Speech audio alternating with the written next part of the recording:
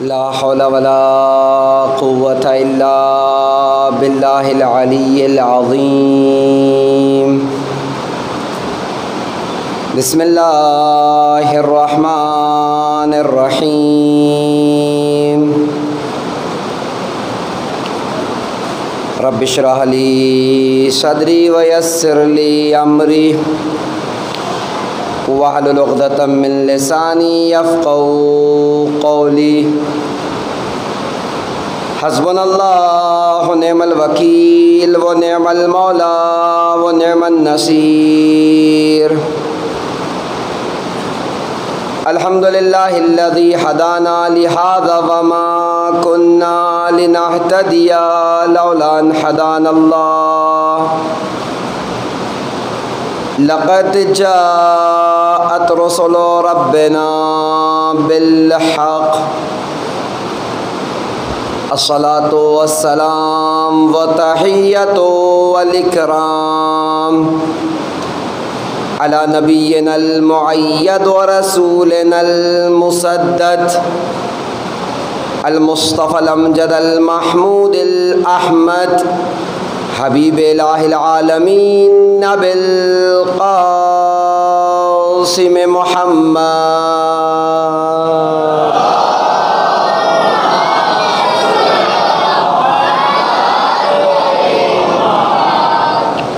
وعلى آل بیتہ الطیبین الطاہرین المعصومین. ولعنة الدائمة على أعدائهم ومعاندهم وظالمهم وغاصب حقوقهم ومنكري فضائلهم وشاكين فيهم أجمعين. أما بعد فقد قال تبارك وتعالى في القرآن الكريم وفرقان الحميد. بسم الله الرحمن الرحيم. يا أيها الرسول بلغ ما أنزل إليك من ربك وإن لم تفعل فما بلغت رسالة والله يعصمك من الناس إن الله لا يهدي القوم الكافرين. صلاة محمد وآل محمد.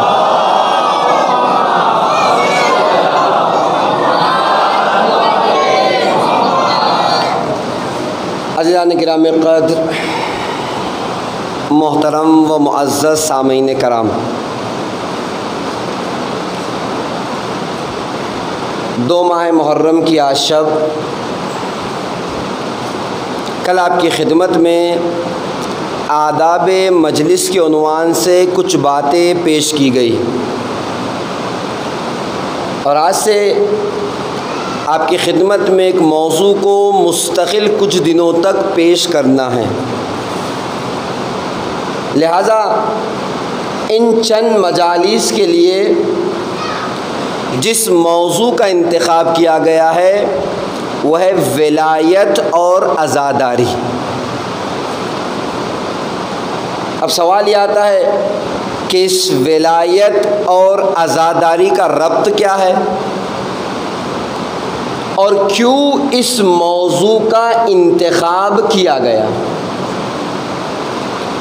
جیسے جیسے بات آگے بڑھے گی یہ باتیں واضح ہوتی چلی جائے گی کہ عزاداری اور ولایت کا ربط کیا ہے اور کیوں اس موضوع کا انتخاب کیا گیا. اولاً میں آپ کی خدمت میں پیش کروں کہ اس بات کو ابتدائے جلسے میں آپ ذہن نشی کر لیجئے کہ یہ بات بالکل صحیح ہے کہ امام حسین میدان کربلا میں شہید کیے گئے، لیکن ایسا نہیں ہے کہ امام حسین کی شہادت کی پروگرامنگ بھی کربلا میں ہوئی. نہیں، شہادت ضرور کربلا میں ہوئی، لیکن امام حسین کی شہادت کی جڑیں کہیں اور رکھی جا چکی تھی. کربلا میں تو صرف شہادت عمل میں آئی، ورنہ کربلا سے پہلے ایک کربلا کا نقشہ کہیں بنایا جا چکا تھا جس کو صرف کربلا میں اپنایا گیا. میں اس سے زیادہ اس کو اور واضح نہیں کر سکتا، صرف اتنا جملہ آپ کی خدمت میں کہوں گا کہ جس طریقے سے کربلا میں عمر سعد اور اس کے دوسرے ساتھی ذمہ دار ہے شہادت حسینی کے، ویسے ہی وہ لوگ بھی ذمہ دار ہے جن لوگوں نے یزید جیسے کو تخت شام پر بٹھایا. اب تاریخ آپ کے سامنے ہے، کیوں کر حکومت یزید تک پہنچی، کیسے یزید تک پہنچی، یہ آپ بہتر جانتے ہیں. نہ میرا موضوع ہے نہ اس کی تفصیل میں جاؤں گا، آپ غور کر جانے گرامی.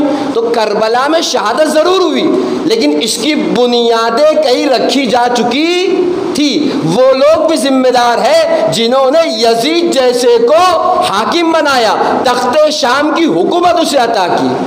آپ غور کریں، اور یہی وجہ ہے اگر آپ غور کریں گے جب انتقام حسینی کا مسئلہ ہے، یا سارات الحسین کا جو فقرہ آپ سنتے ہیں کہ وہ کہ جس کا انتقام خدا کے اوپر ہے نہیں.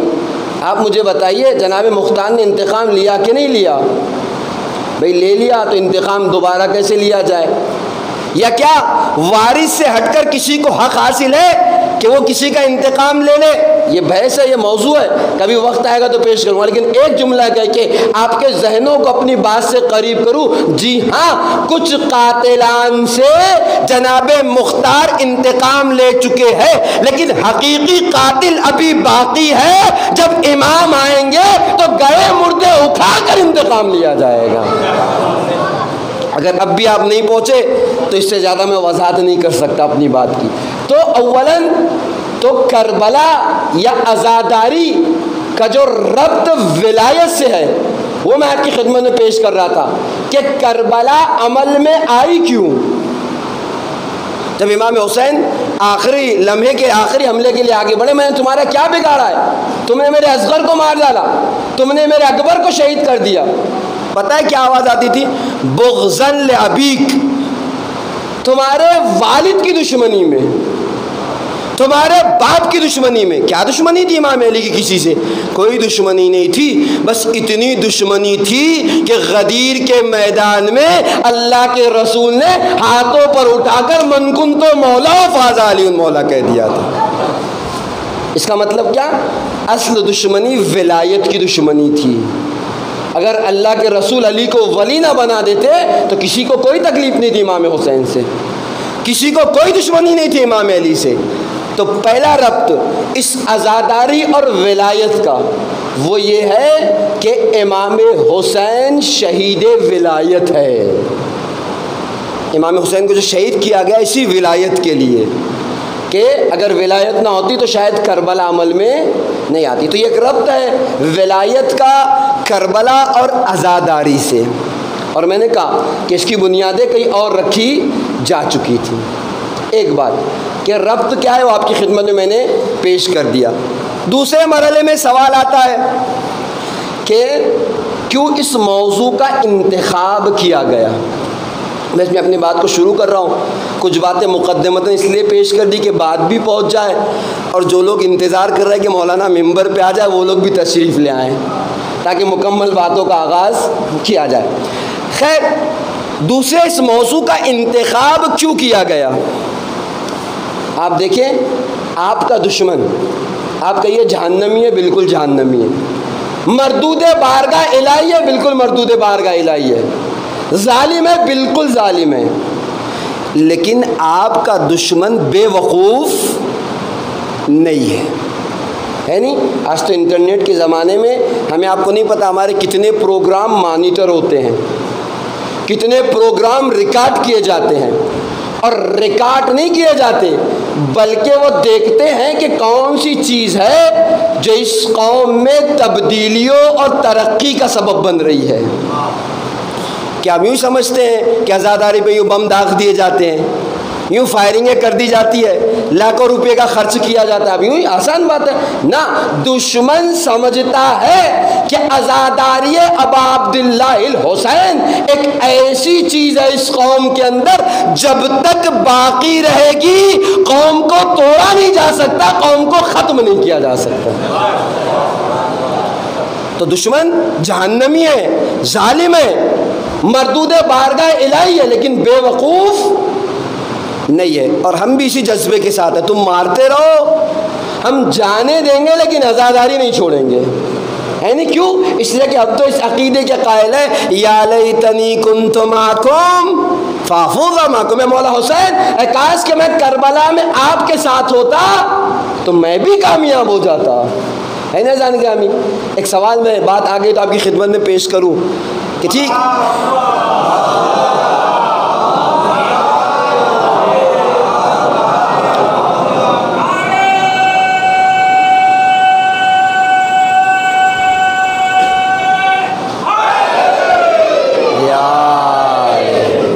بات پیش کروں، میری کیا غلطی کہ میں وقت کربلا موجود نہیں تھا؟ میری کوئی غلطی ہے؟ میں دنیا میں نہیں تھا۔ آپ کی کوئی غلطی، آپ ہوتے تو آپ کربلا میں ہوتے امام حسین کے ساتھ، نہیں؟ یہی تو دعا کرتے یا لیتنی کنت معکم فافوز معکم، اے مولا حسین کاش کہ ہم کربلا میں ہوتے تو ہم بھی آپ کے ساتھ کامیاب ہو جاتے۔ جب میری کوئی غلطی نہیں ہے، میری کوئی تکلیف نہیں، تو کیا میں آج بھی کوئی راستہ ہے کہ کربلا والوں کی شہادت کا ثواب مجھے حاصل ہو جائے؟ آنے والے نے یہی سوال صادق آل محمد امام جعفر صادق علیہ السلام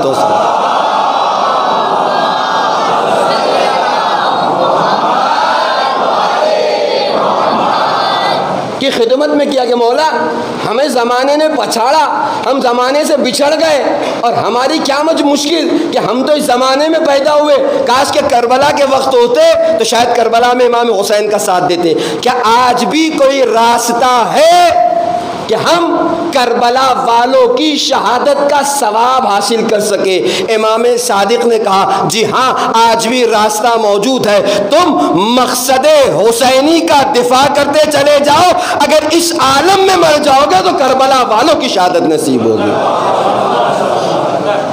تو اگر چاہتے ہی ہے کہ کربلا والوں کی شہادت کا ثواب مل جائے تو مقصد حسین کا دفاع کیجئے، امام حسین کے مقاصد کو پورا کیجئے۔ اور خود امام حسین کا جملہ ہے ساعدنی فی اصلاح الدنیا، تم میری مدد دنیا کو سنوارنے میں کرو، دنیا کی اصلاح میں کرو، اساعدکم فی اصلاح الآخرہ، میں تمہاری آخرت سنوارنے میں تمہاری مدد کروں گا۔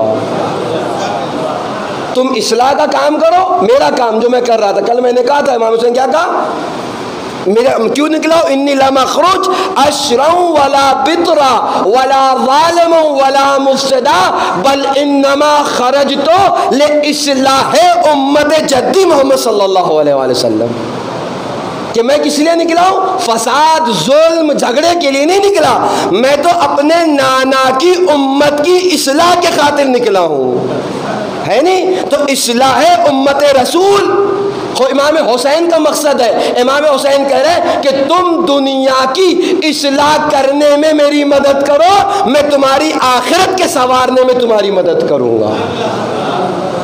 اب غور کر جان گرامی، تو دشمن جس لیے موضوع کا انتخاب کیا گیا، میں نے کہا کہ دشمن کو آپ جہنمی کہیے، ظالم کہیے، جو کہنا ہے کہہ لیجئے، لیکن بے وقوف نہیں۔ اور میں نے کہا اسی لیے لاکھوں روپے خرچ کیے جاتے ہیں، کبھی بم داغا جاتا ہے، کبھی فائرنگیں کی جاتی ہے، نہیں معلوم کون کون سے راستے اپنائے جاتے ہیں تاکہ عزاداری کو روک دیا جائے، ہے نہیں؟ اور جبکہ شاید معلوم نہیں ہے، دشمن یہ سمجھتا ہے کہ ان میتوں سے، ان موتوں سے عزاداری رک جائے گی، بلکہ حسین کی بہن نے اس فلسفہ عزاداری کو کچھ اس انداز سے بنایا ہے، جتنا تم روکتے جاؤ گے اتنی بڑھتی چلی جائے گی۔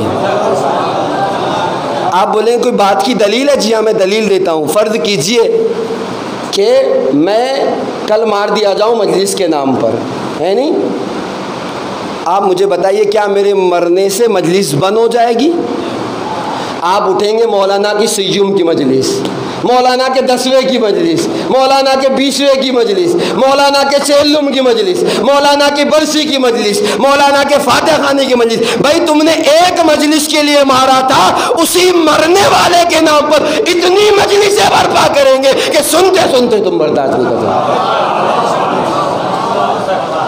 ان مجلسوں کی بنیادی کچھ اس طریقے سے رکھی گئی ہے، جتنا دبانا چاہو گے، جتنا مارنا چاہو گے، جتنی جانیں لوگے، اتنی ہی مجلسیں بڑھتی چلی جائے گی. یہ اور بات ہے.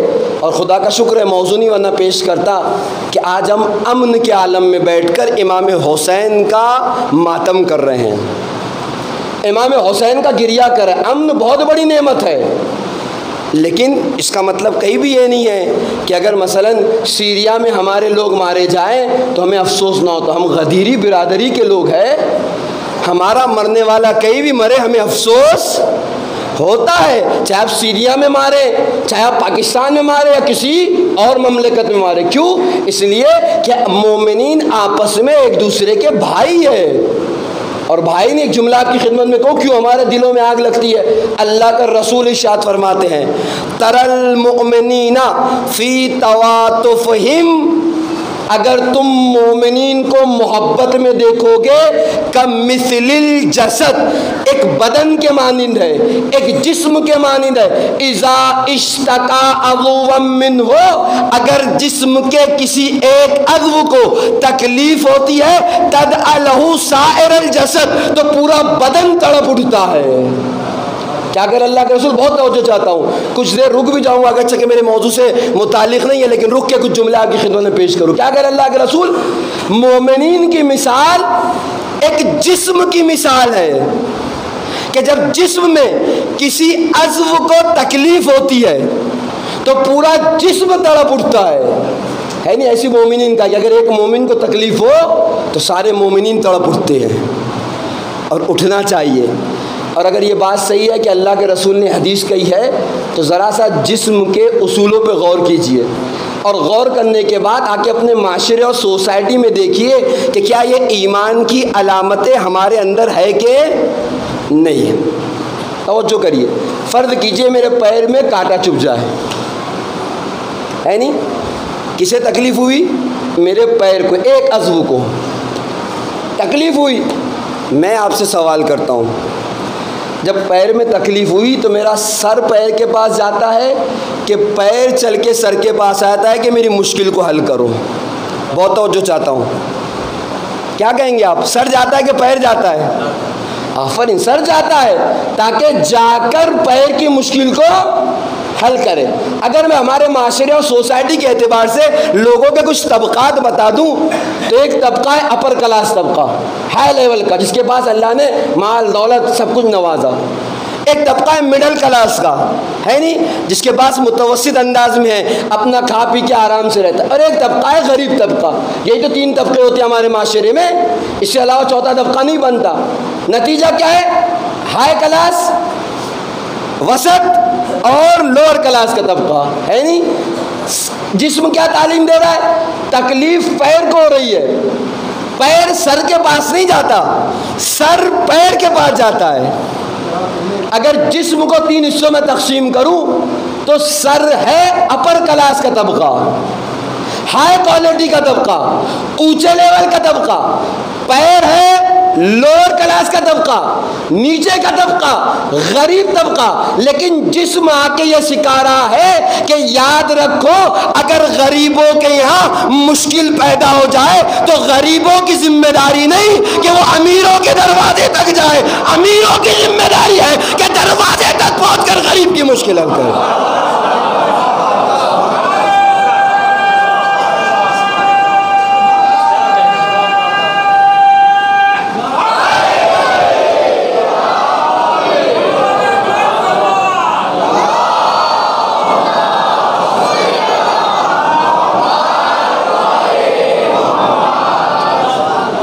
غریبوں کی ذمہ داری نہیں، امیروں کی ذمہ داری ہے. اور میرا موضوع نہیں، کاش عیسیٰ علیہ ثواب کی مجلس ہوتی تو کہتا. امیر کائنات ایک مقام پر ارشاد فرماتے ہیں اگر کسی کی زندگی میں مال ضائع ہو جائے، برباد ہو جائے، تو سمجھنا کسی کا حق تھا جو اس تک پہنچایا نہیں گیا۔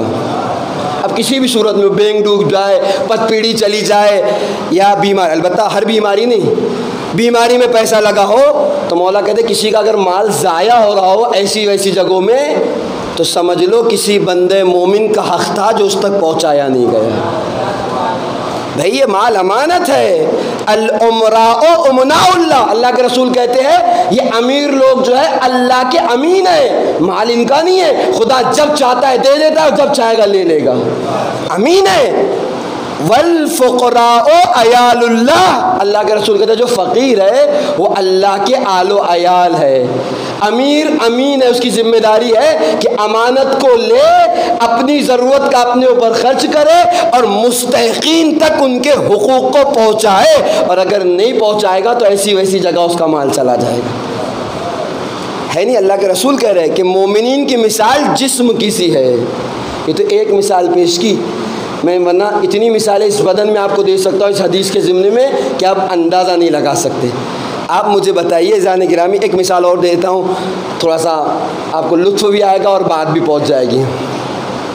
چشمہ جو لوگ لگاتے ہیں وہ کس لیے لگاتے ہیں؟ بھئی آنکھ کی مشکل ہے، دور کا نہیں دکھتا ہوگا، قریب کا نہیں دکھتا ہوگا، ہے نہیں، یہ مسائل ہے۔ مشکل میں کون ہے؟ آنکھ مشکل میں ہے نہیں، آنکھ مشکل میں، اس لیے آپ نے چشمہ لگایا۔ میں آپ سے پوچھتا ہوں کیا کبھی آپ نے اپنے کان کو دیکھا ہے؟ آئینہ چھوڑ کے بولیے، کیا اسی طریقے سے میں اپنے کان دیکھ سکتا ہوں؟ نہیں دیکھ سکتا نا۔ اچھا چشمہ کہاں لگائے ہوئے؟ آنکھ کے اوپر لگائے ہوئے ہیں۔ چشمے کا اصل وزن کون سنبھالے ہوئے ہیں؟ کان سنبھالے نا بھائی، مشاہدہ آپ کرتے ہیں، روزانہ دیکھتے ہیں۔ جسم کیا تعلیم دے رہا ہے؟ جسم تعلیم دے رہا ہے کہ مدد کرو تو اتنی خاموشی سے کہ اس کو پتہ نہ چلے کہ تمہاری مدد کون کر رہا ہے۔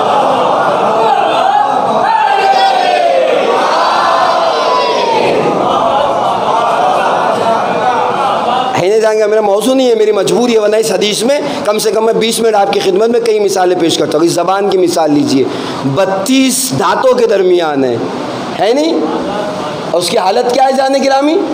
کسی بھی دانت کے کسی بھی حصے میں کوئی چیز پھنس جائے سکون سے بیٹھ جاتی ہے، ادھر لگے گی، ادھر جائے گی، ادھر پلٹے گی، پھر واپس آئے گی، پھر لگے گی، اس وقت تک بے قرار رہتی ہے جب تک دانتوں میں پھنسی ہوئی چیز جو دانتوں کی اذیت کا سبب بن رہی ہے جب تک وہ نکال نہ لی جائے زبان سکون سے نہیں بیٹھتی، بلکہ اللہ کے رسول کی تصدیق کر رہی ہے کہ اگر مومن ہو تو اس وقت تک سکون سے نہ بیٹھنا جب تک کسی مومن کی مشکل کو حل نہ کر دینا۔ ہے نہیں جانے گرامی، کتنی مثالیں دوں، موضوع نہیں ورنہ پیش کرتا۔ خیر، تو دشمن آپ کا کیوں اس موضوع کا انتخاب کیا کہ آپ کا دشمن جہنمی ہے، ظالم ہے، لیکن بے وقوف نہیں ہے۔ اور دنیا کے کسی بھی خطے میں اگر ہماری برادری سے کسی کی جان جاتی ہے تو اصولاً ہمارا دل تڑپنا چاہیے، اس لیے کہ ہم غدیری برادری کے لوگ ہیں، ہم مومنین ہیں، اور مومن کی علامت یہ ہے کہ مومن کی تکلیف میں تڑپے گا ضرور، مومن کی تکلیف میں پریشان ضرور ہوگا۔ اب آپ دیکھیں، دشمن ہر زمانے میں دشمن تھا، ہے اور رہے گا، اور اتنا ہی نہیں بلکہ دشمنوں کی روشیں بھی ایک جیسی ہے، مساوی ہے، چاہے وہ کل کا دشمن تھا چاہے وہ آج کا دشمن ہو۔ اب غور کریں گے، ایک روایت ہے مصائب کی، لیکن میں آپ کی خدمت میں صرف دشمن کی دشمنی کا اندازہ آپ لگائیے، اور آج بھی وہی کام دشمن کرا، اس زمانے کو آ کے آپ ملائیے تاکہ سمجھ میں آئے کہ اس موضوع کا انتخاب کیوں کیا گیا۔ پتہ ہے آپ کو، جب سرکار وفا، مقاتل کے جملے ہیں، مشق سکینہ بھر کے فراز سے چلے، روایت تو آپ سنتے ہیں نا، پورا جسم تیروں سے بھرا ہوا تھا، لیکن گھوڑے کی رفتار میں ذرہ برابر کمی نہیں تھی، اور اس منظر کو جب پسر سعد ملعون نے دیکھا تو کہا تھا ہرملہ کہاں ہے، اور ہرملہ کو بلا کے کہا کہ کیا دیکھ نہیں رہے ہو یہ کتنی تیزی سے خیموں کی طرف بڑھتا چلا جا رہا ہے، کوئی ایسا تیر چلاؤ کہ اس کے قدم رک جائے۔ اب مقتل دیکھیں، جن مقاتل نے تفصیل سے لکھا انہیں جا کے دیکھیں، پتہ ہے آپ کو ہرملا نے 3 تیر چلائے، تاریخ آپ کو پتہ ہے، جو بڑے خطرناک تیر تاریخ میں شمار ہوتے ہیں۔ مصائب کی منظر میں پیش کرتا ہے، ایک جناب علی اصغر کے لیے، ایک امام حسین اور ایک سرکار وفا کے لیے 3 تیر چلائے۔ پتہ ہے آپ کو جب پسر سعد نے ہرملا سے کہا، ہرملا نے فوراً چلے کمان میں تیر نہیں جوڑا، بلکہ مختل کہتا ہے کہ ایک پتھر پر جا کر بیٹھ گئے اور بیٹھ کر کچھ دیر تک سرکار وفا کو دیکھتا رہا۔ یہ باتیں اس لیے ہمارے یہاں نہیں پڑھی جاتی کہ مصائب کے منزل میں ان تفصیلات کے پیش کرنے کا موقع، بہت دیر تک دیکھتا رہا اور صرف یہ سوچتا رہا کہ تیر تو مارے جا چکے ہیں، کئیوں کی تعداد میں تیر اس کے جسم پہ ہے، لیکن کون سی طاقت ہے جو اسے تقویت دے رہی ہے، جو اسے مضبوط بنا رہی ہے؟ اس کے راہوار کے رفتار میں ذرہ برابر کمی نہیں ہے۔ جب بہت دیر تک دیکھتا رہا تو اس بات کو ملعون نے محسوس کیا کہ مشق سکینہ ہے، جس کے لیے جوان اپنی جان کو لگائے۔ جب اس نتیجے پہ پہنچا ہے تب تیر چلے کمان میں جوڑا۔ اب سرکار وفا پہ تیر نہیں چلایا بلکہ مشق سکینہ پہ تیر چلایا۔ اب آپ تو جانتے ہیں مصائب کی روایت، آگے نہیں بڑھنا مجھے، صرف آپ کو دشمن کی روش بتا رہا تھا کہ دشمن یوں ہی حملہ نہیں کرتا، یوں ہی حملہ آور نہیں ہوتا، وہ بیٹھتا ہے، سوچتا ہے، غور و فکر کرتا ہے، تدبر کرتا ہے، پھر اس کے بعد حملہ کرتا ہے۔ آج جو آپ کی مجلسوں پر، آپ کی ولایتوں پہ حملے کیے جا رہے ہیں، یہ آگ بند کر کے حملے نہیں کیے جا رہے، یہ آپ کے پروگرام مانیٹر ہوتے ہیں، آپ کی زندگیوں کو دیکھا جاتا ہے۔ آج کا دشمن اس نتیجے پر پہنچا ہے کہ جب تک اس قوم کے پاس ولایت اہل بیت ہے، اس قوم کو روکا نہیں جا سکتا، ہے نہیں؟ ولایت پہ حملے ہے کہ نہیں؟ آج ولایت کی جو شکل بنائی گئی ہمارے معاشرے میں، آپ سوچ نہیں سکتے، ہم سمجھ رہے آسان کام ہے، نہیں، یہ سوچی سمجھی سازشیں ہیں کہ ہماری ولایت کو خراب کر دیا جائے تو قوم ہی خراب ہو جائے گی۔ کتنی کتابیں آپ پڑھ لیں جو کتابیں مذاہب اور فرقوں کو بتاتے، کتنے فرقے ایسے ہیں جن کو صفحہ ہستی سے مٹا دیا گیا، ان کا نام و وجود بھی موجود نہیں ہے، لیکن آج 1400 سال سے زمانہ کوشش کر رہا ہے کہ شیعت کو مٹا دے، نہ مٹا سکا ہے نہ مٹائے گا۔ کیوں؟ اس لیے کہ جب تک شیعوں کے پاس ولایت اہل بیت جیسی نعمت ہے، اسے کبھی مٹایا ہی نہیں جا سکتا۔ ایک جملہ کسی کے ذہن میں آ سکتا ہے کہ مولانا ابھی تک تو سنا تھا کہ عزاداری ہماری زندگی ہے، تو میں پہلے ہی پیش کر چکا ہوں کہ کربلا عمل میں آئی ولایت کے صدقے میں، یعنی اگر ولایت کی بات کی جائے تو اس میں عزاداری اور کربلا دونوں شامل ہے۔ غور کر جانے گرامی، تو یہ ولایت ہماری بقا کا راز ہے نہیں؟ اور اتنا ہی نہیں بلکہ 12 ایک جملہ آپ سنتے ہیں، ہماری کیا بقا کا راز ہے؟ خود رسالت کی بقا کا نام ہے ولایت اہل بیت، ہے نہیں؟ کیا ہے آیت؟ سورہ مبارکہ مائدہ آیت نمبر 67 جس کی تلاوت کی، کیا کہہ رہا ہے قرآن؟ یا ایھا الرسول بلغ ما انزل الیک من ربک، اے رسول اس پیغام کو پہنچا دیجئے جو تمہارے پروردگار کی طرف سے تم پر نازل کیا جا چکا، ما انزل الیک من ربک وَإِن لَّمْ تَفْعَلْ فَمَا بَلَّغْتَ رِسَالَتَهُ، اور اگر تم نے یہ کام نہیں کیا تو گویا رسالت کا کوئی کام انجام نہیں دیا۔ صرف ولایت شیعت کی بقا نہیں بلکہ رسالت کی بھی بقا ہے۔ قرآن کہہ رہا ہے رسول یہ کام نہ کیا تو گویا رسالت کا کوئی کام نہیں کیا۔ کبھی آپ نے سوچا اتنی محنتوں کے بعد قرآن کیوں اس طریقے سے رسول کو کہہ رہا ہے کہ گویا تم نے کوئی رسالت کا کام ہی نہیں کیا؟ اس لیے کہ اگر ولایت نہ پہنچی تو رسالت بھی باقی کیوں باقی نہیں رہے گی؟ 2 وجوہات۔ پہلی وجہ، امت کا اور رسول کا جو رشتہ ہوتا ہے وہ ٹرسٹ اور بھروسے کا رشتہ ہے کہ نہیں؟ ہمارا رسول کا کیا رشتہ ہے؟ ہم کیوں رسول کی بات مانیں؟ کیوں رسول کی حدیث پہ عمل کریں؟ کیوں ان کے احکام کی پیروی کرے؟ اس لیے کہ ہمارا اور رسول کا جو رشتہ ہے وہ ٹرسٹ اور بھروسے کا رشتہ ہے کہ نہیں؟ البتہ ہمارے یہاں بھروسہ کم ہے، اسی لیے آگے ہم حدیثوں پہ گفتگو کرتے ہیں۔ اچھا حدیث میں، قرآن میں کیا لکھا ہے؟ اچھا حدیث تو صحیح اور غلط بھی ہو سکتی ہے، جیسے ہم بہت پڑھے لکھے، ہمیں معلوم ہے حدیث کتنے قسم کی ہوتی ہے، کہاں سے آتی ہے۔ کیوں؟ اس لیے کہ ہمارے پاس بھروسے کی کمی ہے۔ اصل بات کو نہ بھولے گا، چونکہ باتوں سے باتیں نکلے گی، تو اصل بات نہ، جو بات میں پیش کر رہا ہوں کہ کیوں اللہ کے رسول سے قرآن نے یہ کہا کہ رسول اس پیغام کو نہ پہنچایا تو گویا رسالت کا کوئی کام انجام نہیں دیا۔ پہلی وجہ کیا؟ امت اور رسول کا جو رشتہ ہوتا ہے وہ ٹرسٹ اور بھروسے کا رشتہ ہوتا ہے۔ اگر یہ رشتہ ختم ہو گیا تو ہمارے رسول کے درمیان کیا رشتہ ہے نہیں؟ اس رشتے کو مضبوط کرنے کی ضرورت ہے۔ کیسے؟ جیسے زید بن ثابت انصاری نے کیا۔ بہت توجہ چاہتا ہوں۔ زید بن ثابت انصاری رسول کے وہ صحابی ہے کہ جنہیں اللہ کے رسول نے ذو الشہادتین کہا۔ ذو الشہادتین کے معنی کیا ہے؟ تم ہو تو ایک لیکن دو گواہ کے برابر ہو۔ تمہاری ایک کی گواہی دو گواہوں کے برابر، تم ایک ہو لیکن دو وٹنس کے برابر ہو۔ اور بہت معتبر صحابی۔ بعد وفات رسول ایک خطبہ امیر کائنات کا نہج البلاغہ میں امام علی نے بعض اصحاب رسول کو یاد کر کے گریہ کیا، جس میں جناب عمار اور سلمان کا نام لیا۔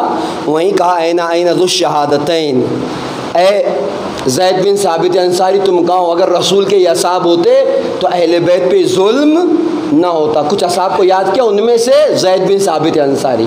کیا ہے زید بن ثابت انصاری کی تاریخ؟ میں آپ کی خدمت میں پیش کروں اور آپ دیکھیں کتنا بھروسہ ہے رسول کی ذات پہ۔ ہمیں ضرورت ہے اس بھروسے کی تاکہ ہم سمجھ سکیں کہ قرآن کیوں یہ کہہ رہا ہے کہ یہ نہ پہنچایا تو گویا کار رسالت ہی انجام نہیں دیا۔ تاریخ کہتی ہے ایک روز نماز صبح کے بعد اللہ کے رسول مدینے کی حدود سے باہر کسی کام کے لیے نکلے، صبح کی نماز کے بعد، اور مدینے کے حدود کے باہر کچھ کام تھا، کام کو انجام دیا، اور جب واپس پلٹ رہے تھے تو کیا دیکھا ہے کہ یہودی ہے جو بہت اچھا گھوڑا لے کر، بہت اچھی سواری لے کر رسول کے آگے آگے چل رہا ہے۔ اچھا گھوڑا تھا سفید کلر کا گھوڑا، صحت مند اور تندرست گھوڑا۔ اللہ کے رسول کی نگاہ پڑی، ایک مرتبہ کہتے واہ کیا اچھی سواری ہے نہیں؟ جیسے آج کے زمانے میں BMW وغیرہ کی حیثیت ہے، اس زمانے میں گھوڑوں کی حیثیت تھی، ہے نہیں، سواریوں کے عنوان سے، اور اتنا اچھا گھوڑا سفید رنگ کا لہیم شہیم گھوڑا۔ نگاہ پڑی، واہ کیا اچھی سواری ہے۔ ایک مرتبہ یہودی کو پکار کے کہتے ہیں کیا اس گھوڑے کو بیچو گے؟ اچھا اس زمانے میں، البتہ ابھی بھی بعض علاقوں میں یہ کنڈیشن باقی ہے، سیلنگ سسٹم بھی الگ تھا۔ آج بھی جانوروں کا بازار بڑھتا ہے، نہیں معلوم آپ کیا کس طریقے سے ہوتا ہے، بعض علاقوں میں ہے کہ ایک دن معین ہوتا ہے، اس دن لوگ اپنا جانور لے کر آتے ہیں جانوروں کے بازار میں، بولیاں لگائی جاتی ہے اور جانور بیچے جاتے ہیں۔ اس زمانے کا بھی معمول کچھ اس طریقے کا تھا سیلنگ کا، کہ لوگ لاتے تھے اپنے جانور کو اور لانے کے بعد بازار میں فروخت کے لیے لگا دیتے تھے، جانور بکتا تھا، بعض اوقات جانور 3 دن نہیں بکتا تھا، نہ بکنے پہ آ جائے تو۔ اللہ کے رسول نے کہا بیچو گے؟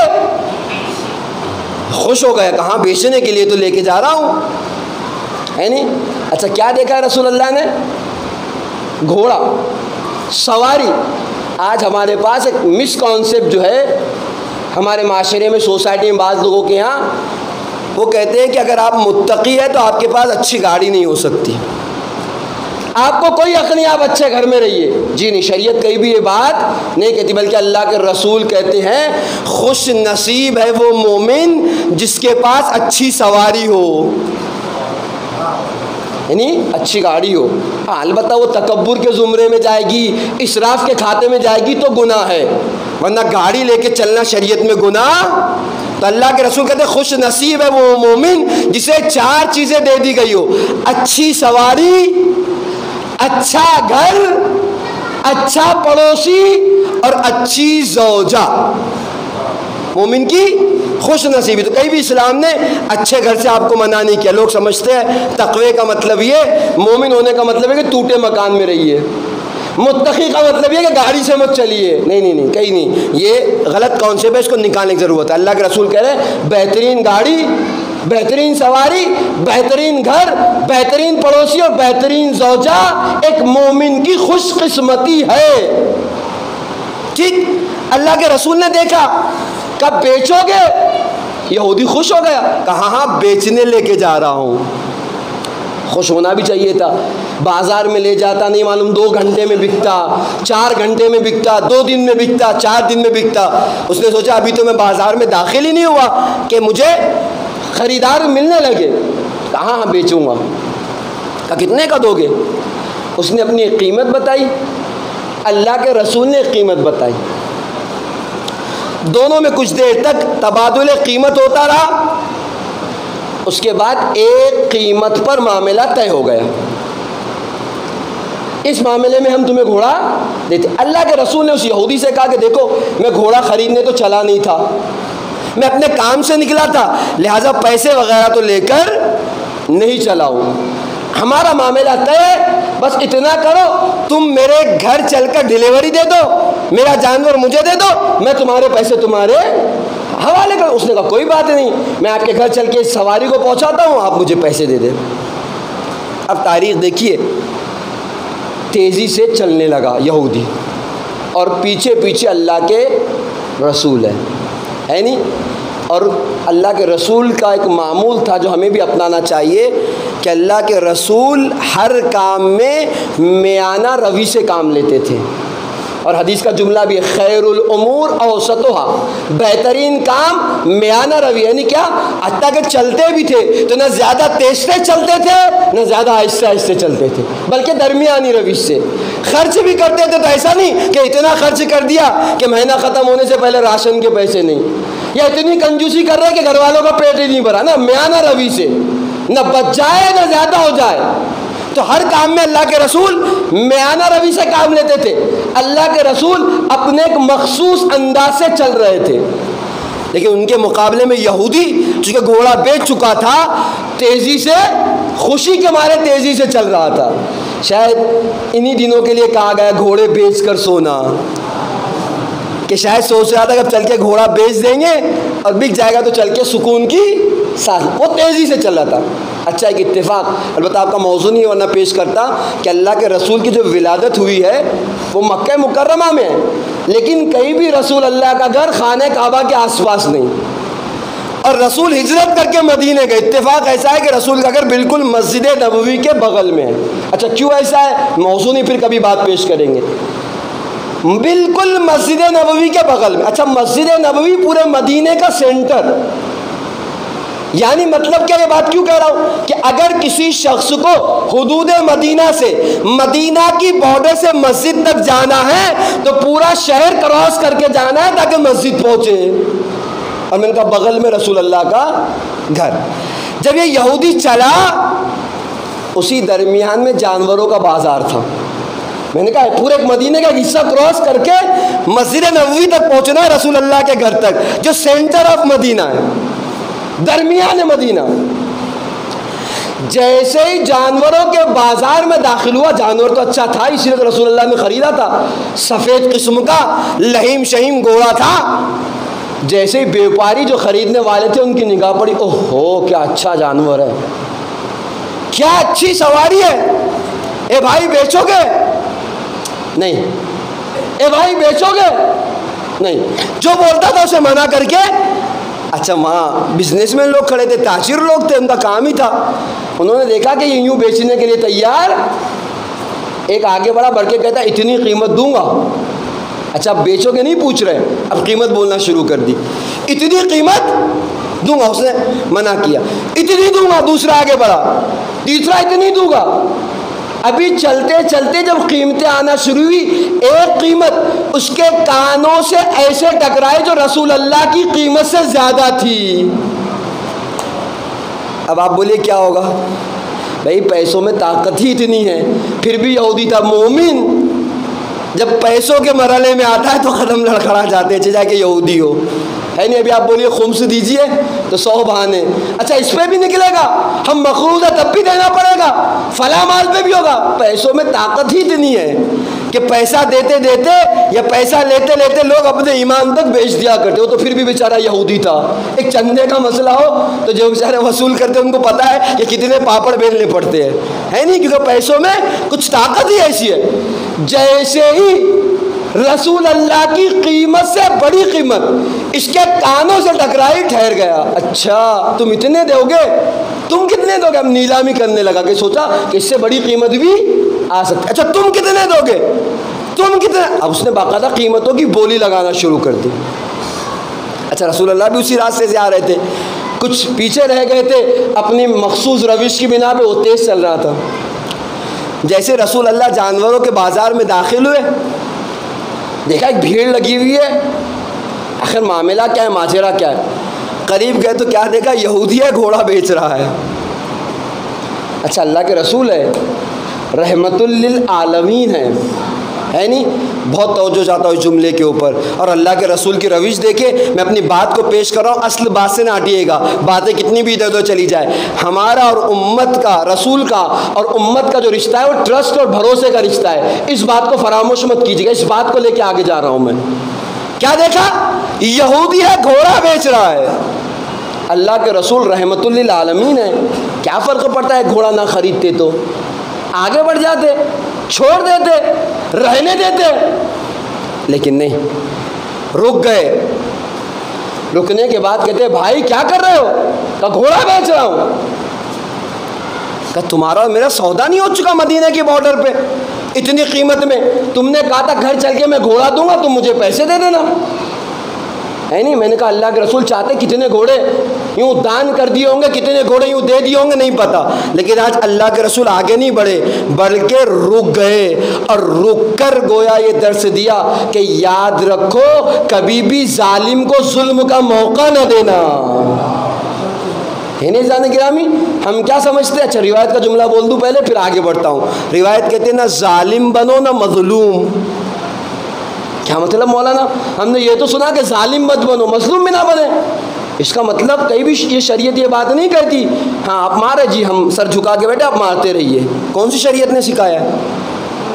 کتنے لوگ تھے کربلا میں امام حسین کے ساتھ؟ 72 لوگ تھے۔ کتنی فوجیں تھی سامنے؟ لاکھوں اور ہزاروں کی تعداد میں۔ خاموش ہو گئے، جی ہاں مار دو، ہمیں قتل کر دو، ہمارے سر تن جدا کر دو، نہیں، بلکہ مظلوم بننے کا مطلب یہ ہوتا ہے کہ ہم اپنی پوری طاقت سے دفاع کریں گے، پوری طاقت سے لڑیں گے، اس کے بعد مار دیے گئے تو مظلوم قرار پائیں گے۔ کہیں بھی یہ مطلب نہیں ہوتا کہ تم ظلم کرتے رہو ہم ظلم سہتے رہیں گے، نہ ہاتھ چلائیں گے نہ پیر چلائیں گے نہ دفاع کریں گے، نہیں، دفاع کرنا آپ کی ذمہ داری ہے، اس کے بعد مر جاؤ، اس کے بعد شکست کھا جاؤ تو مظلوم شمار ہوں گے۔ بعض لوگ یہ سوچتے ہیں کہ نہیں ایک مارا ہے تو دوسرا بھی دے دے، بالکل نہیں۔ کیا پڑھتے ہیں آپ زیارت واسطہ میں؟ لعن اللہ امتن قتلت کا، ولعن اللہ امتن ظلمت کا، ولعن اللہ امتن سمعت بذالک فرضیت بہ۔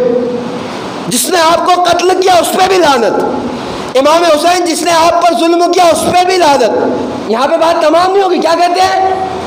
سمعت بذالک و فرضیت بہ، جس نے ظلم ہوتے ہوئے سنا اور اس ظلم پہ راضی رہا اس پر بھی لعنت۔ یعنی کیا مطلب؟ صرف ظلم کو سہنا یا ظلم کو سن کے خاموش بیٹھ جانا انسان کو آزاد نہیں بنا دیتا، بلکہ مسئولیت بڑھا کر لعنت کا شمار اس کے اوپر ہو جاتا ہے۔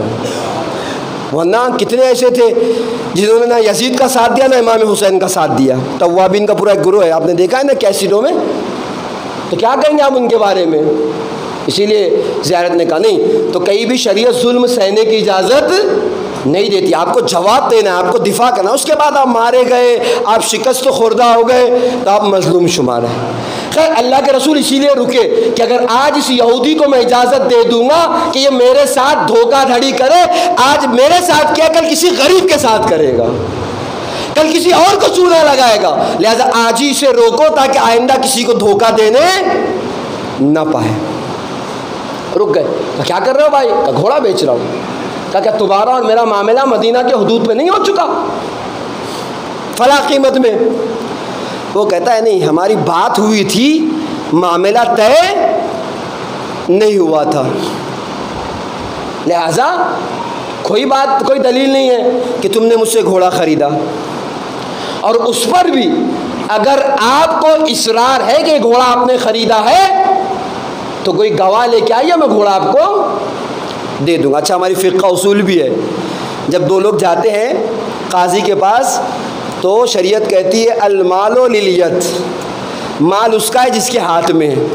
پہلا حکم، مال جس کے ہاتھ میں مال اس کا ہے۔ اب اگر آپ آ کے دعویٰ کریں کہ مال میرا ہے تو آپ کو گواہ لانے کی ضرورت ہے کہ آپ گواہ لے کے آئیے کہ مال ایک گھر میں رہ رہا ہوں، گھر میرا ہے۔ اگر آپ آ کے دعویٰ کریں کہ یہ گھر میرا ہے تو شریعت کہتی ہے آپ کو گواہ لانے کی ضرورت ہے، آپ گواہ لے کے آئیے، یہ گھر آپ کا ہو جائے گا۔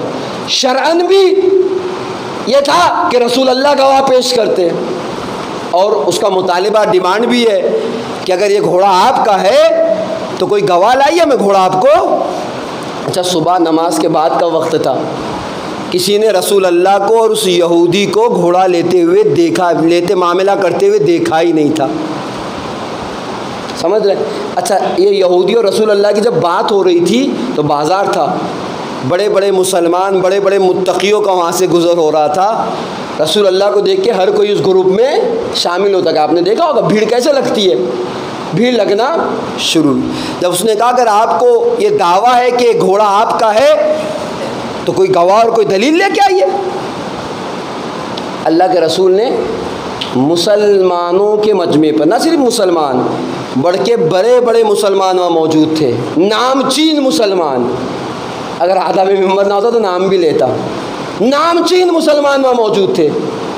اور اللہ کے رسول نے ایک مرتبہ نگاہ کی، اور نگاہ کرنے کے بعد کہتے کیا تم میں سے کوئی ہے جو اس بات کی گواہی دے کہ یہ گھوڑا میں نے اس شخص سے خرید لیا ہے؟ اچھا، ایک ہوتا ہے متقی، ایک ہوتا ہے سپر متقی، جو زندگی بھر تو دین کی پابندی نہیں کرتے، اور جب کوئی بات ان کے نقصان میں آتی ہے تو دین یاد آنا، اب سر کھجانے لگے، یا رسول اللہ آپ بھی جانتے ہیں، ہم بھی جانتے ہیں کہ گھوڑا لیتے وقت ہم وہاں تھے نہیں، آپ ہی نے تو کہا تھا جھوٹ مت بولیے گا۔ اب جھوٹ کیسے بولے؟ ہے نہیں، بڑا معمہ ہے۔ اچھا، یہ باتیں چل ہی رہی تھی، زید بن ثابت انصاری جن کا تذکرہ میں نے آپ کی خدمت میں پیش کیا، اللہ کے رسول نے آپ کو ذو شہادتین کا اسی واقعے کی بنا پہ، دو گواہوں کے، تم اکیلے ہو لیکن دو گواہوں کے برابر۔ زید بن ثابت انصاری نے دور سے دیکھا رسول اللہ، دوڑتے ہوئے اس مجمع کی طرف آئے، مجمع کو ہٹایا، خدمت رسول اللہ میں پہنچے، سلام کا السلام علیکہ یا رسول اللہ۔ اللہ کے رسول نے وعلیکہ السلام یا زید بن ثابت۔ جب جواب دیا کہ یا رسول اللہ خیریت تو ہے، ماجرا کیا ہے؟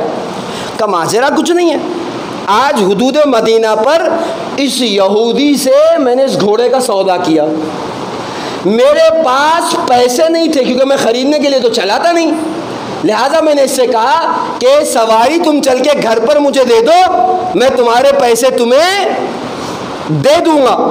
اب جب یہ درمیان میں آیا ہے، اسے اچھی قیمت مل رہی ہے تو یہ اسے بیچنے کے لیے آمادہ ہے، اپنی بات سے مکر گیا ہے، کہتا ہے آپ کا اور میرا کوئی معاملہ نہیں ہوا، اور اگر آپ یہ کہتے ہیں کہ گھوڑا آپ کا ہے تو کوئی گواہ اور کوئی دلیل لے کے آؤ، تو یہ گھوڑا میں آپ کو دے دوں گا۔ اللہ کے رسول کہتے ہیں اے زید بن ثابت انصاری، کیا تم گواہی دیتے ہو کہ یہ گھوڑا میں نے اس یہودی سے خرید لیا ہے؟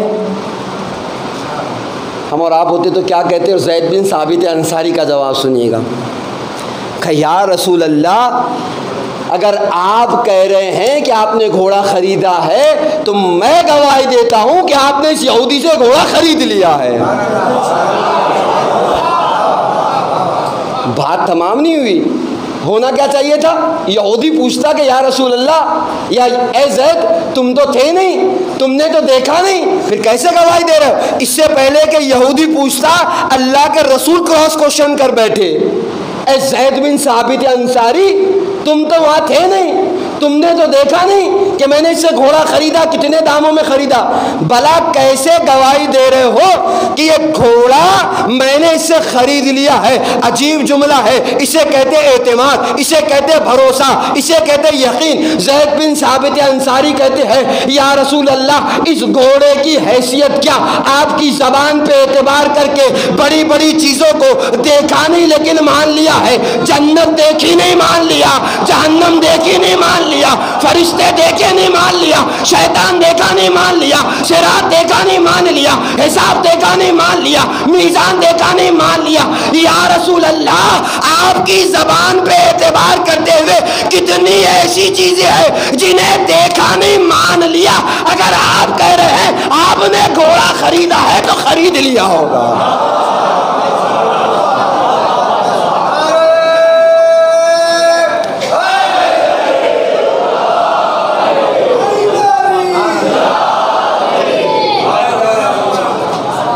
یا رسول اللہ اس گھوڑے کی حیثیت کیا؟ نہ جنت دیکھی، نہ جہنم دیکھا، نہ فرشتے دیکھے، نہ صراط دیکھی، نہ میزان دیکھی، نہ حساب و کتاب کی منزل دیکھی۔ آپ کہتے گئے ہم مانتے گئے، آپ بیان کرتے گئے ہم قبول کرتے چلے گئے۔ یا رسول اللہ اس گھوڑے کی حیثیت کیا؟ بڑی بڑی چیزوں کو آپ کی زبان پہ اعتبار کرتے ہوئے مانا ہے، اور آج بھی اگر آپ کہہ رہے ہیں کہ آپ نے یہ گھوڑا خریدا ہے تو 100% آپ نے گھوڑا خریدا ہے۔ میں گواہی دیتا ہوں کہ آپ نے اس یہودی سے گھوڑا خریدا ہے۔ اور اسی لیے رسول اللہ صاحب سے پوچھ رہے تھے، تب اللہ کے رسول نے کہا انتا ذو الشہادتین، انتا ذو الشہادتین، انتا ذو الشہادتین۔ اے زید بن ثابت انصاری تم ہو تو ایک، اب اس کے بعد جب بھی اسلام میں تم سے گواہی مانگی جائے گی تو تم 1-2 گواہوں کے برابر ہوں گے، اس لیے کہ آج تم نے اللہ کے رسول کی گواہی دی، آج تم نے اللہ کے رسول کی زبان پر بھروسہ کیا۔ یہ ہوتا ہے بھروسہ کہ اللہ کے رسول کہہ دے تو چو چرا کی گنجائش نہیں ہے۔ اور ہم اور آپ ہے کہ اگر شریعت آگے کہتی ہے کہ فلاں کام نہ کیجئے، ارے قرآن میں کہاں لکھا ہے؟ کون سی حدیث کیسی ہے نہیں؟ کہاں پر لکھا ہے؟ کتنے مسئلے میں بولوں، بعض باتیں تو اچھی نہیں، ورنہ ہر مسئلے میں ہم چو چرا کیا دی، بلکہ ہونا کیا چاہیے تھا؟ اتنا اعتماد ہوتا کہ اللہ کے رسول نے کہہ دیا ہے تو 100% ہمارے منفعت میں بات ہے، لہٰذا کہی گئی ہے، کہیں بھی شریعت کا کوئی فائدہ نہیں۔ حدیث قدسی میں اللہ کا خود پروردگار، حدیث قدسی اللہ کا کلام، پتہ ہے نا آپ کو؟ 2 کلام ہے اللہ کے، ایک وہ جو قرآن میں نازل ہوگا وہ آیت، اور جو قرآن میں نہ آ سکا اسے حدیث قدسی کہتے ہیں۔ آسان لفظوں میں، بہت سی تعریف ہے علماء نے کی۔ حدیث قدسی میں پروردگار کیا کہتا ہے؟ اگر ساری دنیا مل کر بھی میری اطاعت کرنے لگ جائے، خدا کہہ رہا ہے میری اطاعت کرنے لگ جائے تو جو کے چھلکے کے برابر بھی میرے رتبے میں اضافہ نہیں ہوگا، اور پوری دنیا مل کے بھی میری مخالفت کرنے پر آ جائے تو جو کے چھلکے کے برابر بھی میرا مقام نیچے۔ یعنی کیا مطلب؟ اگر کسی شریعت کے کسی حکم پر عمل کر رہے ہو تو تمہارے لیے نہ شریعت کا فائدہ، نہ خدا کا فائدہ، نہ رسول کا فائدہ، نہ امام کا فائدہ، جو کچھ ہے تمہارے فائدے میں، نہیں کر رہے ہو تو تمہارا نقصان ہے، شریعت کا کچھ بھی نہیں ہے۔ اور خدا کہہ رہا ہے کہ جو کے چھلکے کے برابر بھی نہ میرا مقام کم ہوگا نہ میرا مقام بڑھے گا۔ دنیا کی حکومتیں تھوڑی ہے کہ 1 ووٹ سے حکومت بن گئی اور 1 ووٹ نہیں دیا تو حکومت گر گئی، نہیں، سارے لوگ مل کر بھی اطاعت کرے تو نہ میرے مقام میں بلندی ہوگی، سارے لوگ مل کر بھی نافرمانی کرے تو ذرہ برابری مقام میں کمی نہیں آئے گی۔ تو اگر شریعت آ کے کوئی حکم دیتی ہے تو اس کو صدق دل سے مانیے کہ کہیں نہ کہیں یہ میرے حق میں ہے، میرے لیے اس کا فائدہ ہے، تبھی شریعت مجھے بیان کر رہی ہے۔ آپ غور کر رہے ہیں؟ تو جہاں سے بات چلی تھی کہ کیوں اللہ نے قرآن میں کہا کہ اے رسول اگر اس کام کو انجام نہیں دیا تو گویا کار رسالت کو انجام نہیں دیا۔ اس کو سمجھانے کے لیے اور بھی 1-2 مثالیں کل پیش کروں آپ کی خدمت میں کہ امت کا اور رسول کا جو رشتہ ہے وہ ٹرسٹ اور بھروسے کا رشتہ ہے، اور یہ رشتہ اگر ختم ہو جائے تو پوری رسالت ختم ہو جائے گی۔ اسی لیے اللہ کے رسول سے کہا اگر اس ولایت کو نہ پہنچایا تو گویا کار رسالت انجام نہیں دیا کا مطلب خدا برباد کر دے گا، نہیں، خود رسول کا اعلان نہ کرنا رسول کی رسالت پر سوالیہ نشان لگا دے گا، اور وہ کیوں کل کی تقاریر میں آپ کی خدمت میں بیان ہوگا جانے گرامی۔ تو موضوع ولایت اور عزاداری، انشاءاللہ بات آگے بڑھے گی تو اور بھی مطالب آپ کی خدمت میں پیش ہوں گے۔ تو ہمیں اتنا بھروسہ کرنا چاہیے رسول پر، اماموں پر، کہ ان کے اقوال یقیناً ہمارے لیے مفید ہے، ان کا کوئی فائدہ نہیں ہے۔ دین اگر بتا رہا ہے تو کہیں نہ کہیں ہمارا فائدہ ہے، اور دین بہت قیمتی چیز کا نام ہے۔ ایک جملہ ہمیشہ میں اپنی تقاریر میں کہتا ہوں، آپ بتائیے کیا کائنات میں امام سے افضل ترین کوئی ذات ہو سکتی ہے؟ نہیں نا۔ اور اگر امام آ کر کسی چیز کے لیے اپنے سر کو پیش کر دے تو اس چیز کی کیا قیمت ہے کہ امام آ کر اپنے سر کو پیش کر رہے ہیں۔ امام حسین سے افضل کائنات میں کوئی نہیں تھا، لیکن جس چیز کے لیے امام نے اپنے سر کو قربان کر دیا اسے دین اسلام کہا جاتا ہے۔ کتنی اہمیت ہے دین اسلام کے جانے گرامی، اور اسی اسلام کو بچانے کے لیے تو امام حسین کربلا تک گئے۔ آج 2 محرم کی شب، کل امام حسین کا قافلہ کربلا میں وارد ہوگا۔ ارباب ازا چند جملے آپ کی خدمت میں مصائب کے پیش کروں۔ تاریخ نے لکھا امام حسین ہیں 8 ذی الحجۃ الحرام، کہ جہاں سارے حاجی خانہ خدا کے پاس جاتے ہیں وہاں نواسہ رسول صاحب شریعت اپنے حج کو اپنے حج کے عمرے میں بدل کر مکے کو الوداع کہہ رہا ہے۔ امام حسین نے مکے کو چھوڑا، حج کے احرام کو عمرے میں تبدیل کیا، اور مکے کی سرزمین جہاں دنیا کعبہ کی طرف آ رہی ہے وہاں امام کعبہ کو چھوڑ کے جا رہا ہے۔ اور چلے ساری تاریخ آپ کے سامنے ہے، کبھی فرزدق سے ملاقات ہوئی تو کبھی زہر ابن قین سے ملے، تو کبھی درمیان میں اپنے بھائی مسلم کی شہادت کو سنا تو آواز دے کہتے انا للہ و انا الیہ راجعون، رضن بقضائہ و تسلیما لامرہ۔ تاریخ کے جملے ارباب اعزا، ایک منزل یہی منزل ہے، رک کے کچھ جملے آپ کی خدمت میں کہہ کے آگے بڑھ جاتا ہوں کہ جب جناب مسلم کے شہادت کی خبر سنی ہے تو جناب مسلم کی یتیمہ کو بلایا۔ 2 جملے کہہ دوں تاکہ تاریخ کا بھی حق ادا ہو جائے۔ جناب مسلم کی یتیمہ کو بلایا، رشتے میں امام حسین ماموں ہیں۔ تاریخ کہتی ہے بلانے کے بعد اپنی آغوش میں بٹھایا، اور بٹھانے کے بعد سر پہ دستے شفقت پھیرنا شروع کیا۔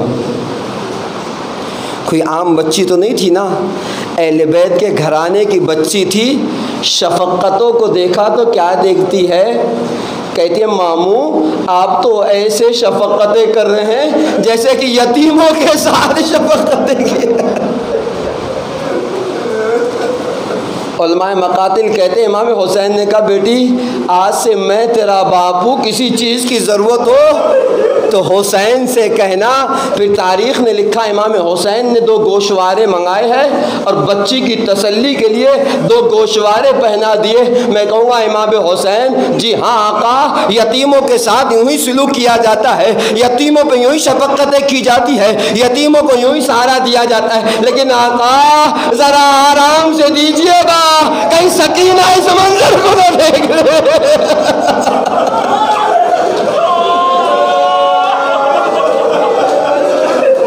ارے یہی تو ہوا، ہمیشہ پوچھتے تھی بابا یتیمی کہتے کس کو ہے، اور جب شام غریبہ کے سناٹے میں تماچے کھائے ہیں، گوشوارے چھینے گئے، دامن میں آگ لگی، بابا کے لاشے پہ سر پہ جا کے کہا تھا اے بابا آج سمجھ گئی یتیمی کسے کہا جاتا ہے۔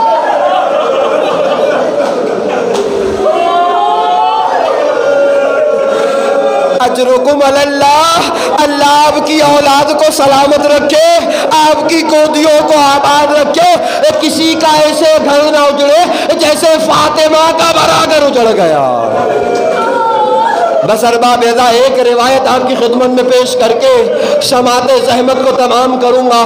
مختل نے لکھا حسین نے جناب مسلم کی شہادت سنی، آگے بڑھے، کہیں حر کے قافلے سے ملاقات ہوئی، کہیں امام حسین نے نمازیں پڑھی، کہیں وصیتیں کی، اور چلتے چلتے جب ایک منزل آئی ہے کہ حسین کا راہوار ہے، آگے بڑھنے کے لیے تیار نہیں ہے۔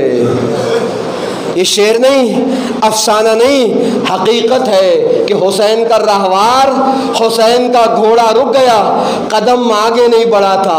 اور بہت اعتماد ہے، یہ جانور باوفا جانور ہے، یقین نہ آئے تو ہجرت کے وقت آ کے دیکھیے، رسول اللہ کو جب ہر کوئی اپنے گھر لے جانا چاہتا تھا تو اللہ کے رسول نے یہی تو کہا تھا، جہاں میری سواری رک جائے میں اس کا مہمان بن جاؤں گا۔ سواری جانتی تھی کہ کہاں رکنا ہے، آج حسین کا راہوار بھی جانتا ہے کہ کہاں رکنا ہے۔ ایسا نہیں تھا کہ حسین نہیں جانتے تھے کہ جانور ٹھہر کیوں گیا ہے، لیکن کیا کیا امام حسین نے؟ بسا مقاتل نے لکھا ایک نہیں، دو نہیں، بلکہ 7 جانور بدلے، لیکن کوئی بھی جانور آگے بڑھنے کے لیے تیار نہیں ہے۔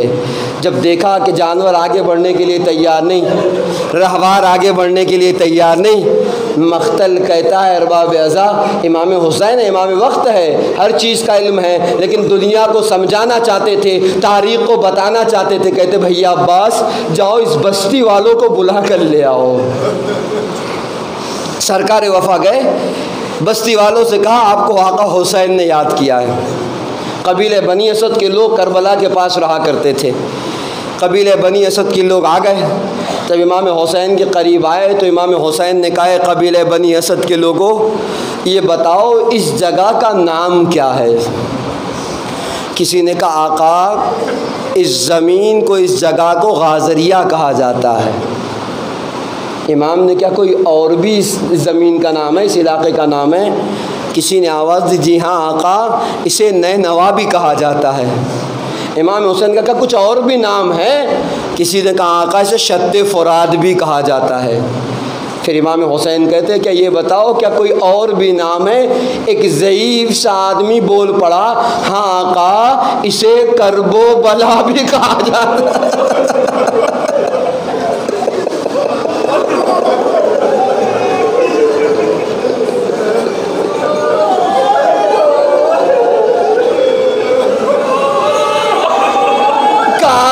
اسے کرب و بلا بھی کہا جاتا ہے۔ امام حسین نے کہا بھیا عباس ہاں ہونا مہت تو رہا لینا، یہی ہماری جگہ جہاں ہمیں رکنا ہے، سواریاں بٹھا دی جائے، اماریاں کھولی جائے، ایک خیام لگا دیے جائے، بس پورے مصائب نہیں پڑھ سکوں گا۔ تاریخ نے لکھا سرکار وفا نے اماریاں بٹھانا شروع کی، سواریاں بیٹھنا شروع ہو گئی۔ ایک مرتبہ امام حسین کہتے ہیں خیمے لگانے سے پہلے ٹھہر جاؤ، اور جب سرکار وفا ٹھہر گئے قبیلہ بنی اسد والوں کو بلایا، بلا کر کہتے ہیں یہ زمین کس کی ہے؟ کچھ ذمہ داران باہر آئی ہماری زمین ہے۔ امام حسین نے کہا یہ زمین میں تم سے خریدنا چاہتا ہوں۔ بعض لوگوں نے لکھا 60 درہم میں، کسی نے لکھا کتنے درہم میں۔ امام حسین نے قبیلہ بنی اسد والوں سے یہ زمین خرید لی، اور جب خرید لی تو کہتے ہیں کہ اس زمین کو میں نے تمہارے لیے ہبا کر دیا، یہ زمین میں نے تمہیں ہبا کر دیا، صرف حسین کی 3 شرطیں ہیں، اس کا بہت خیال رکھنا۔ بس ارباب اعزاء مصائب تمام ہو رہے ہیں، وقت بھی تمام ہو گیا۔ اللہ اللہ اماریہ سرکار وفا نے بٹھائی، اور جیسے ہی علی کی بیٹی زینب اس خاک پر اتری ہے، خاک پر بیٹھ گئی، ذرا سی خاک اڑی، شہزادی کے چہرے کے قریب سے گزری، کہا میرے بھیا کو جلدی سے بلاؤ۔ ایک مرتبہ تاریخ کہتی ہے امام حسین کو بلایا گیا کہ شہزادی نے یاد کیا ہے، شہزادی کے قریب آ گئے کہ شہزادی حکم فرمائے کہ سچ سچ بتاؤ یہ کون سی زمین ہے اس کی خاک سے انبیاء کے خون کی بو آتی ہے؟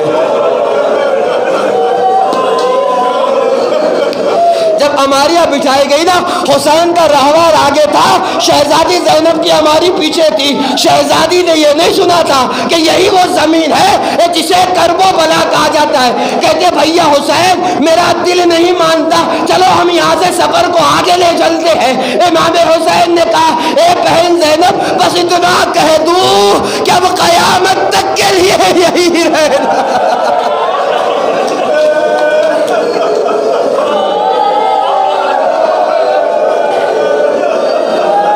اجرکم علی اللہ۔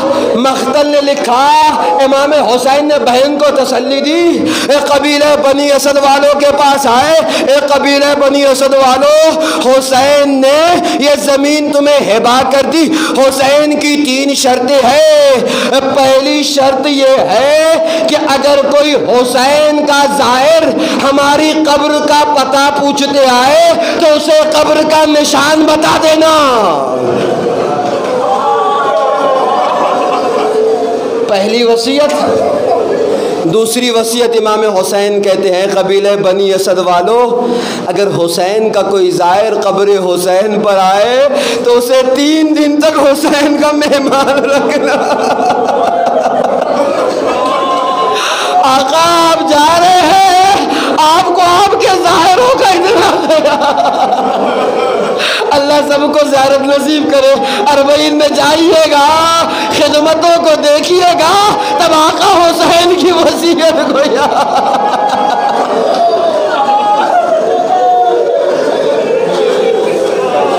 اجرکم علی اللہ۔ مجلس تمام ہو گئی۔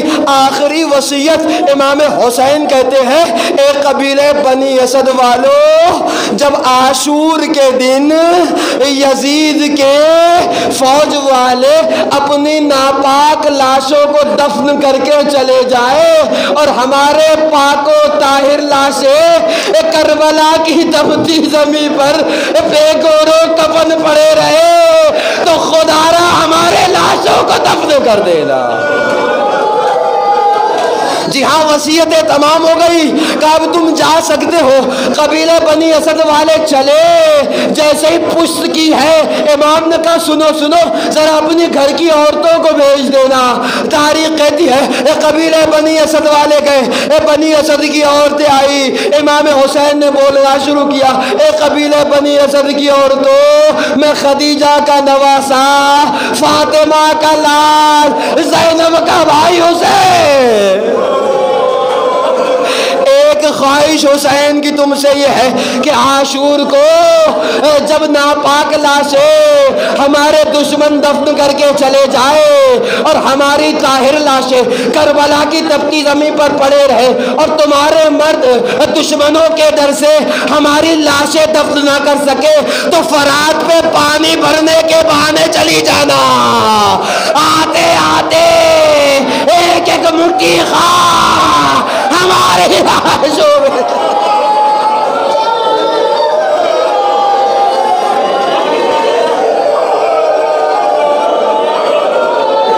بس مصائب تمام کر دیا کہ جہاں جا سکتے ہیں خدا حافظ، حسین کی وصیت کو یاد رکھنا۔ عورتوں نے جانا شروع کیا کہ ٹھہرو ذرا اپنے بچوں کو بھیجتے جاؤ۔ قبیلہ بنی اسد کے بچے آ گئے، بچوں کے سروں پہ ہاتھ پھیرا، اے قبیلہ بنی اسد کے بچوں، عاشور کے دن اگر ہماری لاشیں کربلا کی تپتی زمین پر بے گور و کفن پڑے رہے، تمہارے ماں باپ دشمنوں کے ڈر سے ہماری لاشوں کو دفن نہ کر سکے تو کھیلتے کھیلتے کربلا چلے آنا، چاہے ایک مٹھی خاک حسین کے لاش۔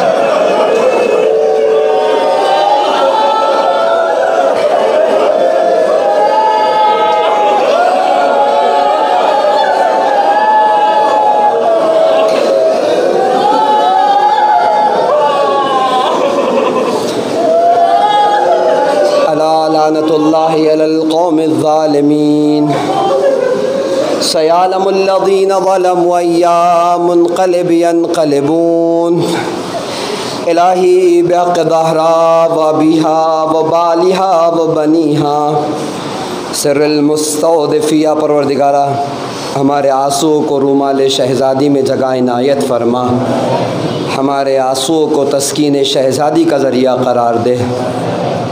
قلب نازنین امام کو ہم سے راضی و خوشنود فرما، امام کی دعاؤں میں ہمیں شامل حال فرما، غیبت امام میں اپنی ذمہ داریوں کو پورا کرنے کی توفیق کرامت فرما۔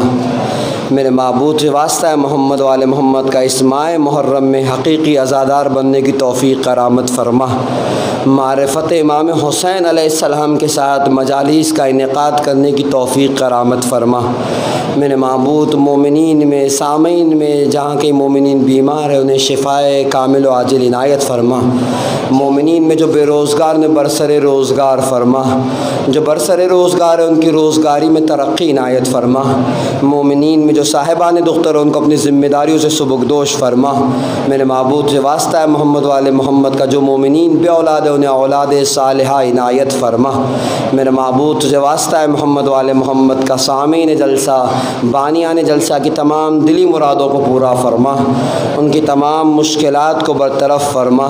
میرے معبود ان آنسوؤں کے بعد جو دعائیں دل میں لے کر آئے اسے قبول و مستجاب فرما، جو دعائیں رہ گئی اسے قبول و مستجاب فرما۔